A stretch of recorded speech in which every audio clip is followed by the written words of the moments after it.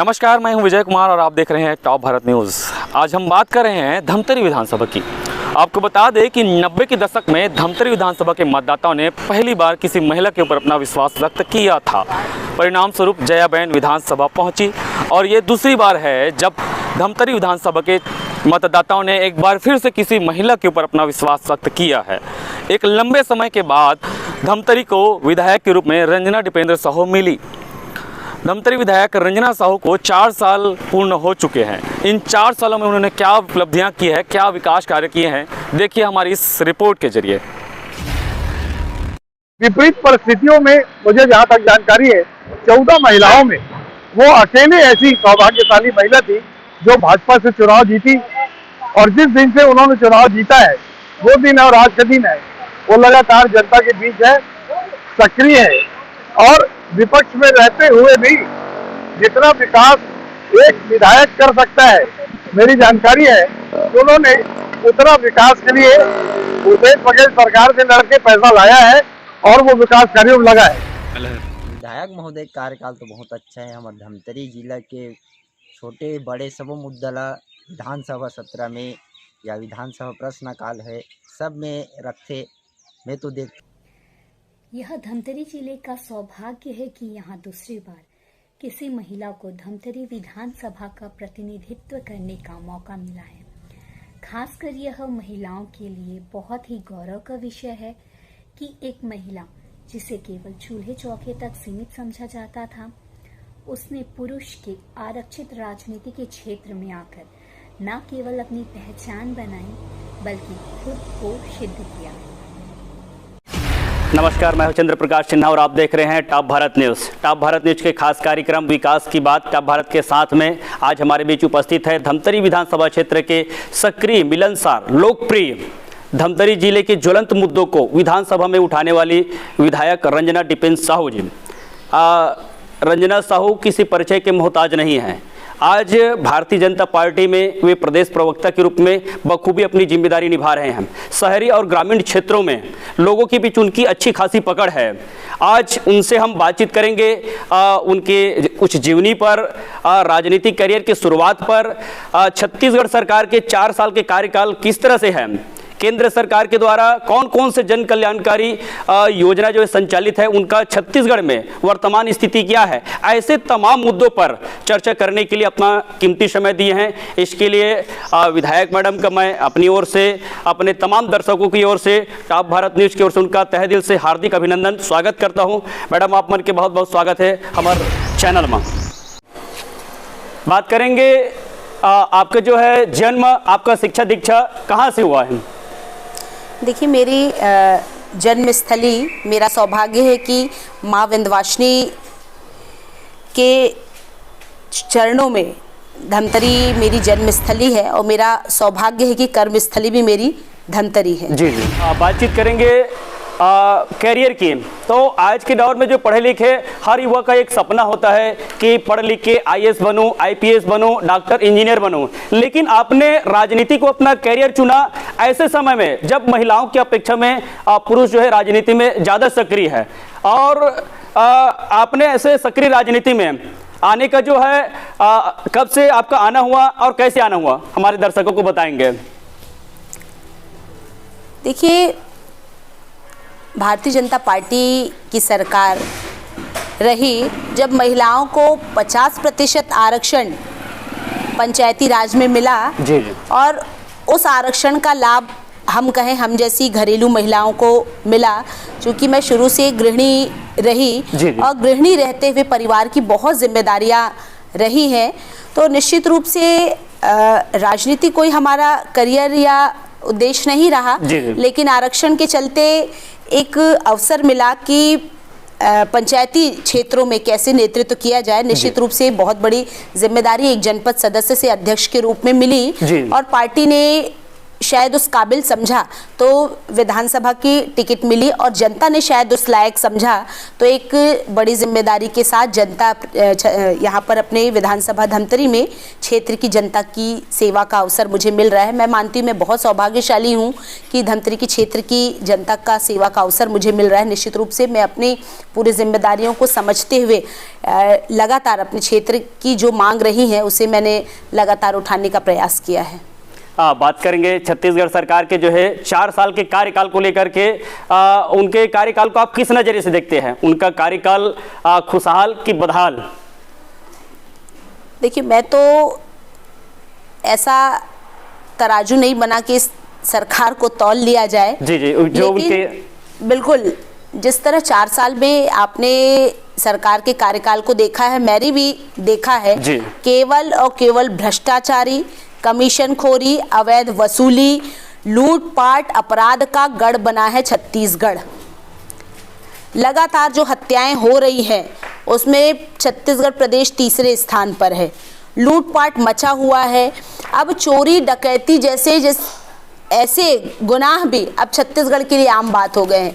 प्रदेश की राजधानी में और पूरे लगभग हर जिले में कोई जिला ऐसा नहीं छूटा है जहां पर कोई न कोई बड़े अपराध ना होते हों, और अपराध की श्रेणी में अब छत्तीसगढ़ प्रथम स्थान पर हो गया है। तो सरकार का कार्यकाल बिल्कुल निष्क्रिय रहा है, सीधे सीधे जनता से जुड़े, जिससे जनता को, प्रदेश की जनता को लाभ मिल सके, ऐसी कोई योजनाएं सरकार ने नहीं लाई। यहाँ तक कि सरकार की जो महत्वाकांक्षी योजना भी रही वो भी जीरो बजट की योजना सरकार की रही है। अपनी महत्वाकांक्षा योजनाओं को भी यदि पूरा करना हो तो भी वो केंद्र सरकार का सहारा लेती है और कन्वर्जेंस करके अपनी योजनाओं को पूरा करती है। तो कहीं पर भी सरकार की कोई बड़ी उपलब्धि इस प्रदेश की सरकार की नहीं रही है, और जनता यदि इन्हें जानेगी तो केवल एक भ्रष्टाचारी सरकार के नाम से जानेगी। बातचीत करेंगे आपके 4 साल के कार्यकाल में कौन कौन से विकास कार्य हुए हैं, क्या क्या उपलब्धि रही है, हमारे दर्शक जानना चाहते हैं। देखिए, मैं तो सबसे पहले क्षेत्र वासियों के स्वास्थ्य, शिक्षा और उनकी मूलभूत आवश्यकताएं जो बहुत ज़्यादा आवश्यक है। हमारे यहाँ बहुत पुराना जिला अस्पताल है। निश्चित रूप से उस आसपास के सभी जिले के लोग, चूँकि धमतरी मुख्यालय है, यहाँ पर आते हैं। हमारे यहाँ एक ही जिला अस्पताल है। यहाँ पर लगातार मेडिकल कॉलेज की मांग की जा रही थी, लेकिन इससे पहले चूँकि मैंने केंद्र सरकार को भी एक पत्र लिखा, राज्य सरकार को भी इस विषय में अवगत कराया है, लेकिन उनकी तरफ से जानकारी मिली कि अभी तक धमतरी से एक भी मांग पत्र नहीं गया है कि यहाँ पर जिला अस्पताल खोला जाए। लेकिन मैंने उस मांग पत्र में यह मांग धमतरी के क्षेत्र की जनता की ओर से की है कि हमारे यहाँ मेडिकल कॉलेज बहुत आवश्यक है। हमारे यहाँ के बच्चों को बहुत दूर दूर जाना पड़ता है। कोई मध्यम वर्गीय परिवार के यदि बच्चे पढ़ना चाहते हैं तो उनके लिए बहुत समस्याओं का सामना करना पड़ता है। निश्चित रूप से आगामी कार्य योजना में धमतरी को शामिल किया जाएगा, और यहाँ पर जिला अस्पताल में चूंकि 1 नेशन 1 डायलिसिस की सुविधा अभी शुरू की गई। ऑक्सीजन युक्त बेड जो बहुत कम थे, अभी कोरोना जैसी वैश्विक महामारी के चलते यहाँ के कलेक्टर ने हम सबसे भी सहयोग का एक अपील की थी। निश्चित रूप से विधायक निधि के माध्यम से सहयोग करके वहाँ पर ऑक्सीजन युक्त बेड है उनको बढ़ाया गया। ऑक्सीजन एक बड़ा प्लांट वहाँ पर लगा, सिटी स्कैन की सुविधाएं, डायलिसिस की सुविधाएं, नया ट्रामा सेंटर यहाँ पर खुला है। तो निश्चित रूप से केंद्र की सरकार हमको उसके लिए पर्याप्त बजट दे रही है। अभी हमारे पास कुछ पैसे और हैं ताकि बहुत अच्छा रेनोवेट करके जिला अस्पताल को बनाया जाए, बेड की सुविधाएं वहां पर बढ़ाई जाए। निश्चित रूप से केंद्र की सरकार हमें उसके लिए पर्याप्त पैसा दे रही है और इस काम को हम लगातार कर रहे हैं। बातचीत करेंगे जो है धमतरी शहर के लोगों के लंबे समय से एक बहुप्रतीक्षित मांग है, मेडिकल कॉलेज का है या इंजीनियरिंग कॉलेज का है, इनके लिए आपके द्वारा क्या प्रयास किया गया है? मैंने पहले ही बताया, उसके लिए मांग पत्र और निश्चित रूप से केंद्र के जो मंत्री हैं उनसे भी एक भेंट मुलाकात करके उनको इस बात के लिए और उनको जानकारी दी जाएगी कि धमतरी के लिए बहुत आवश्यक है शिक्षा। स्वास्थ्य के साथ साथ जो शिक्षा हमारे लिए बहुत महत्वपूर्ण है। आपने देखा है धमतरी में 2 प्रमुख कॉलेज हैं, कन्या महाविद्यालय है और बाबू छोटेलाल श्रीवास्तव। जी।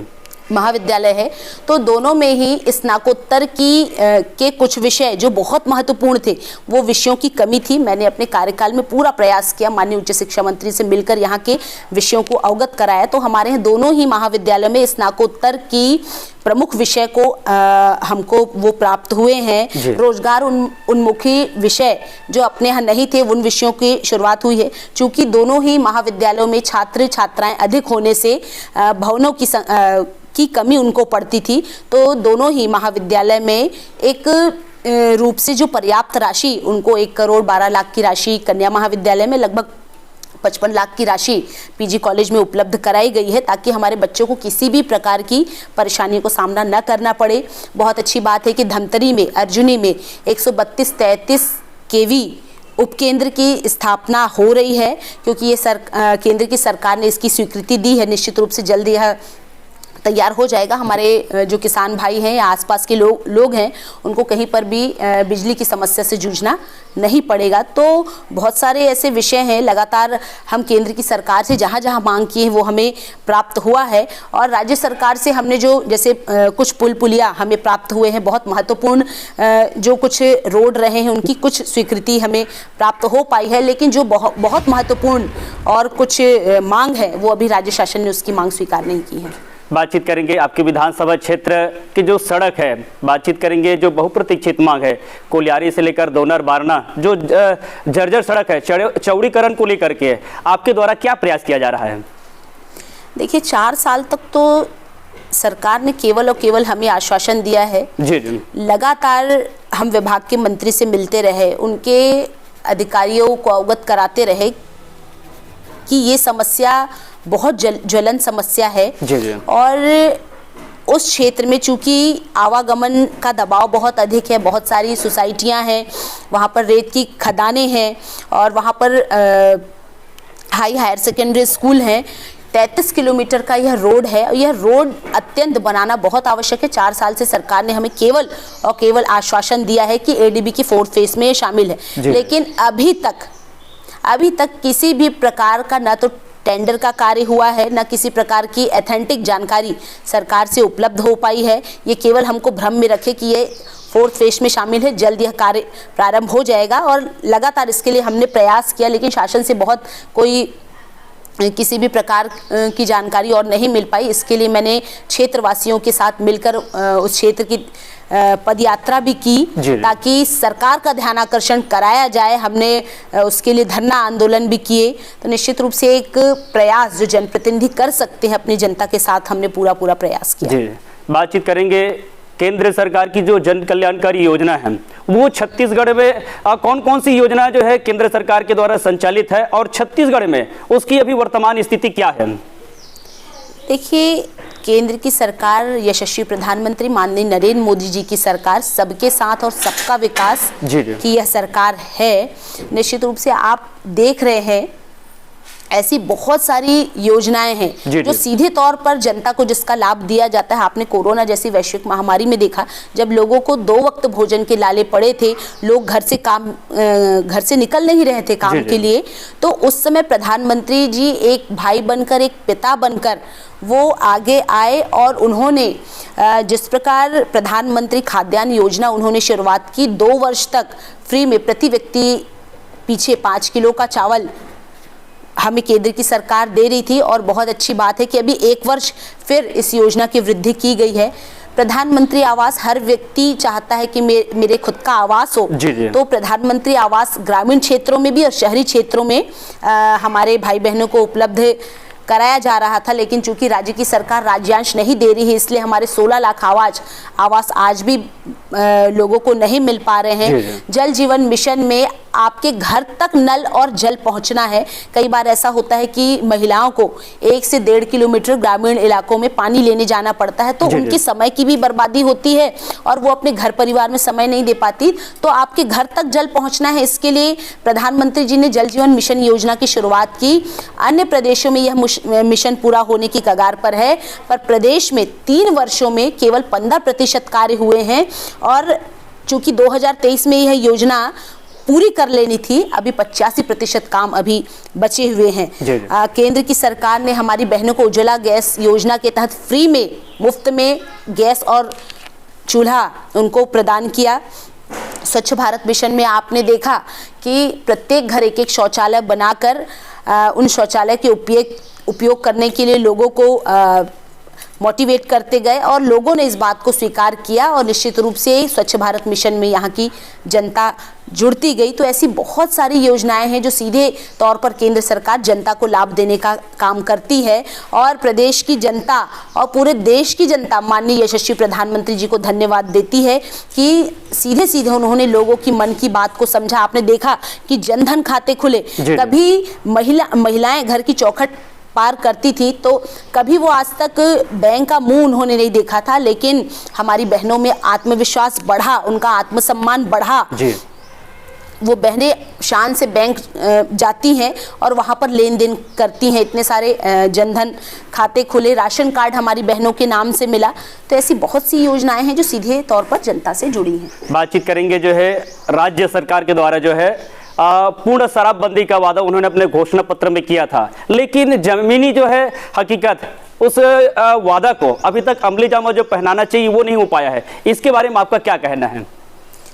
देखिए, ये इस सरकार की कथनी और करनी में तो फर्क है। आपने हाउस में भी, सदन में देखा होगा कि इनके मुखिया कहते कुछ हैं, करते कुछ हैं और इस बात को इन्होंने बहुत हल्के में और मजाक में ले लिया। इन्हीं बहनों का विश्वास जीतकर ये सत्ता में आए हैं और सत्ता में आते ही सत्ता का इतना अहंकार इनको है कि बहनों के साथ किए हुए वादे ये भूल गए और हंसी ठिठोली में इन विषयों को लेते रहे। इनके विभाग के मंत्री अपने विषयों का जवाब कभी नहीं दिए। इतने बड़े विभाग ये देख रहे हैं लेकिन कहीं पर भी इनमें गंभीरता नहीं है। चूंकि बहनों से वादा शराबबंदी का किया था, हाथ में गंगा जल लेकर इन्होंने जो कसम खाई थी कि हम सत्ता में आते ही शराबबंदी करेंगे। आप देख रहे हैं नए बारमुख को परमिशन दी जा रही है, देशी शराब दुकानें, वहां पर विदेशी शराब की व्यवस्था की जा रही है और तो और समय में वृद्धि कर दी गई है कि सुबह आपकी दुकान 1 घंटे पहले खुलेगी, रात में 1 घंटे बाद दुकानें बंद होंगी। शराब कोचिया इतने सक्रिय हो गए हैं कि खुले आम जब जैसे जहां पर चाहें आपको शराब मिल जा रही है। अब शराब घर पहुंच सेवा बन गई है कि कभी भी आप बोले तो आपको जितनी मात्रा में आप कहेंगे वो शराब उपलब्ध हो जाएगी। ये प्रदेश जा कहां रहा है? ये क्या करना चाह रहे हैं? कहते कुछ हैं, करते कुछ हैं। लगातार केवल और केवल हमारी बहनों से वादा किया। अच्छा, इन्होंने कहा कि हमने शराबबंदी की कमेटी बनाई है। कहाँ है इनकी कमेटी? कौन कौन लोग इनके कमेटी पे हैं? कितने बार इस कमेटी ने बैठक की है? कितने बार इस कमेटी ने अपना दल बना के इन्होंने भ्रमण किया है कि कैसे शराबबंदी की जाए? इससे महत्वपूर्ण है कि अब ये झारखंड प्रदेश को ये प्रशिक्षण दे रही है कि कैसे शराब को बेचा जाए। अभी छत्तीसगढ़ प्रथम स्थान पर है शराब में। सबसे अधिक राजस्व मिलने के लिए, सबसे अधिक राजस्व यदि सरकार को प्राप्त हुआ है तो वो शराब में इनको राजस्व प्राप्त हुआ है। सबसे अधिक शराब बिक्री छत्तीसगढ़ प्रदेश में हुई है। ये प्रदेश की जनता को दलदल में ले जाना चाहते हैं। ये इनको प्रदेश की जनता से कोई सरोकार नहीं है। बातचीत करेंगे शहर की विकास के लिए। आगे आपका और क्या प्लानिंग है जिससे धमतरी जिले का चहुमुखी विकास हो? देखिए, धमतरी में अभी बहुत सी मांगे लंबित है। जैसे अपने यहाँ एग्रोमाल की बहुत अधिक आवश्यकता है, शासन को उसकी मांग की गई है। अपने यहाँ चूँकि काफ़ी दिन से पिछले समय यहाँ पर चूँकि भाजपा का भी शासन सत्ता रही है, उस समय भी हमारी जब महापौर रही हैं उस समय भी यह मांग की गई थी कि हाईटेक बस स्टैंड यहाँ पर बनाया जाए। और ऐसे बहुत सारे बड़े मांग है जो अपने शहर को व्यवस्थित रख सकते हैं।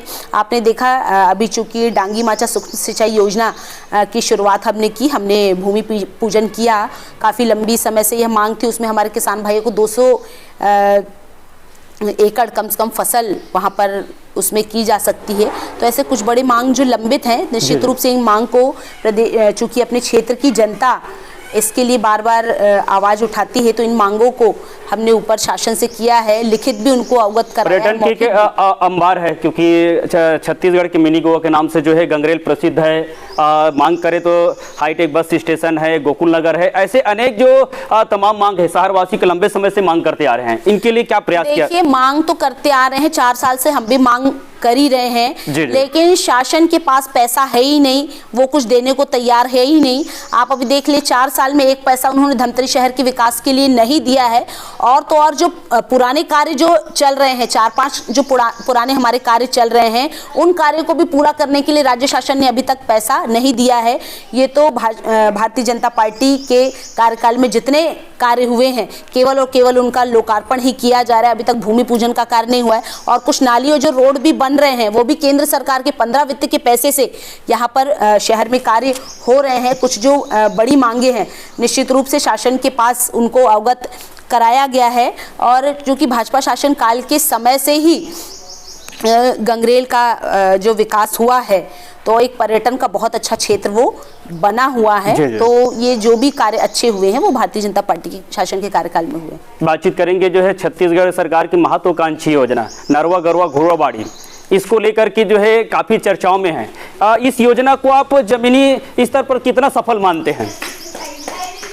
देखिए, नरवा गरवा घुरवा बारी, मैं तो ये कहूँ कि एकर बर एको कन पैसा नहीं है संगवारी, क्योंकि किसी भी महत्वपूर्ण योजना को यदि पूरी करने की आपकी हार्दिक इच्छा होगी, जी। क्योंकि यह सरकार की फ्लैगशिप योजना है, महत्वाकांक्षी योजना है। जी। और माननीय मुख्यमंत्री जी ने बड़े तेवर के साथ हाउस में कहा था कि हम इस योजना को पूरा करेंगे, लेकिन कोई भी योजना जीरो बजट से पूरी नहीं होती। बिल्कुल बिल्कुल। 1 रुपए का बजट शासन ने इसमें नहीं रखा है। केंद्र सरकार की राशि 15 वित्त के लिए दबाव भी बनाया जा रहा है। बिल्कुल बिल्कुल। ये जितने हमारे पंचायत प्रतिनिधि हैं, उन पर शासन दबाव बनाकर कि इस नरवा गरवा गुरवा बारी को आपको बनाना है, क्योंकि यह सरकार की फ्लैगशिप योजना है और इसे यदि पूरा करना है तो मनरेगा कन्वर्जेंस के साथ केंद्र सरकार जो पैसा भेजती है ग्राम पंचायतों के मूलभूत आवश्यकताओं के लिए, उन पैसे से सरकार ये योजनाओं को पूरा कराने का काम कर रही है। ये कहते हैं आत्मनिर्भर गौठान, लेकिन आत्मनिर्भर गौठान की परिभाषा ये सरकार अभी तक नहीं बना पाई, क्योंकि इनके गौठान में गाय रहती ही नहीं है। आपने धमतरी में भी देखा होगा, इस जिले में भी देखा होगा कि जितनी गाय हैं वो सड़कों पर ज़्यादा रहती, गौठानों में इनकी गाय नहीं रहती। और इन्होंने जो नरवा गरवा घुरवा बारी की जो बात कही है, जैविक खाद, आप देख रहे हैं सोसाइटियों में हमारे किसानों को वो जैविक खाद उपलब्ध नहीं कराया जा रहा, बल्कि जबरदस्ती हमारे किसान भाइयों को धमका कर चमका कर कि आपको ऋण नहीं दिया जाएगा सोसाइटियों से, यह कह के हमारे किसान भाइयों को जबरदस्ती वो जैविक खाद पकड़ाया जा रहा है। गोबर कहते हैं हमने इतने लाख कुंटल गोबर बेचा है, इसका कोई हिसाब नहीं है। आप 2 रुपए में गोबर उनसे ले रहे हैं और 10 रुपए में उसी गोबर को आप किसान भाइयों को आज वर्तमान में जो है सचिव परेशान सीधे ये व्यापार कर रहे हैं। किसानों के साथ ये सीधे सीधे व्यापार कर रहे हैं कि किसानों को 2 रुपए में गोबर लेके और 10 रुपए में उस गोबर को बेच दिया जा रहा है। बातचीत करेंगे कि इसी जो गोबर के मुद्दे पे ग्राम पंचायत के सचिव से लेकर जो नोडल अधिकारी है, कृषि विस्तार अधिकारी है, जितने भी जो बड़े पद में बैठे अधिकारी, उनको नोडल बना करके गौठानों की निरीक्षण करा रहे हैं, इनको आप किस नजरिए से देखते हैं? देखिए, सरकार की मंशा अभी तक स्पष्ट नहीं हुई है। जी। अब जो बड़े बड़े अधिकारी हैं, कलेक्टर से पूछा जाए तो वो कहते हैं गौठान में, जिला शिक्षा अधिकारी से पूछा जाए तो कहते हैं हम गौठान के निरीक्षण में गए हैं, जिले के स्वास्थ्य अधिकारी से पूछा जाए तो वो कहते हैं हम गौठान के निरीक्षण में गए हैं। जी। तो अब जिले के स्वास्थ्य अधिकारी अस्पताल में न रहकर वो गौठान का निरीक्षण कर रहे हैं और स्पष्ट है कि गौठान में गाय ही नहीं है। तो ये सरकार की मंशा क्या है, वो क्या करवाना चाह रही, वो क्या करना चाह रही है, ये अभी तक स्पष्ट नहीं है। उनकी गौठानों में गाय रहती नहीं है, उनका गौठान इतना व्यवस्थित नहीं है कि गाय को भी रहने की इच्छा उस गौठान में नहीं होती, क्योंकि आपने तो उसके लिए कुछ बजट दिया नहीं है। जी। केवल और केवल केंद्र के पैसे से आप वाहवाही लूटना चाह रहे हैं। जी। बातचीत करेंगे कि एक अंतिम है कि हमारे चैनल के माध्यम से पूरे प्रदेशवासी को, जिले वासियों को आप क्या संदेश देना चाहेंगे? टॉप चैनल आपका सच में टॉप है। मैं आप सभी को बहुत बधाई दूंगी, शुभकामनाएं दूंगी। और चूँकि आपका चैनल बहुत प्रसिद्ध चैनल है, पहली बार शायद आपके चैनल में मेरा इंटरव्यू हो रहा है, बहुत मैं आप सभी को धन्यवाद दूंगी कि चूँकि एक जनप्रतिनिधि एक जिम्मेदारी के साथ जब जनता की सेवा करते हैं तो अपनी बातों को पहुंचाने का माध्यम केवल और केवल आप हैं, और आपके माध्यम से जनता तक हमारी बात पहुंचती है, जनता तक हमारी बात जाती है, तो वो अपने जनप्रतिनिधि को पूरे भाव से वो समझने का प्रयास करते हैं। तो मैं आपको बहुत धन्यवाद दूंगी कि मेरी आवाज़ आप धमतरी की जनता तक पहुंचा रहे हैं। बहुत बहुत धन्यवाद मैडम, जो आपने अपना कीमती समय दिए। और ये तो थे धमतरी विधानसभा क्षेत्र के सक्रिय लोकप्रिय मिलनसार, विधानसभा में धमतरी जिले के तमाम ज्वलंत मुद्दों को उठाने वाली विधायक रंजना डिपेन साहू, जिनसे हम अभी चर्चा कर रहे थे। वे हमारे सारे प्रश्नों का बेबाकी से अपना अंदाज में अपना जवाब दिए हैं। ऐसे अलग अलग जनप्रतिनिधि जो क्षेत्र के विकास के लिए, जिले के विकास के लिए अपना सर्वस्व लगा चुके हैं, ऐसे जनप्रतिनिधि से, समाज सेवी से आप सबका हम मुलाकात कराते रहेंगे। आप देखते रहिए टॉप भारत न्यूज़ और हमें दीजिए विदा। जय जोहार, जय छत्तीसगढ़।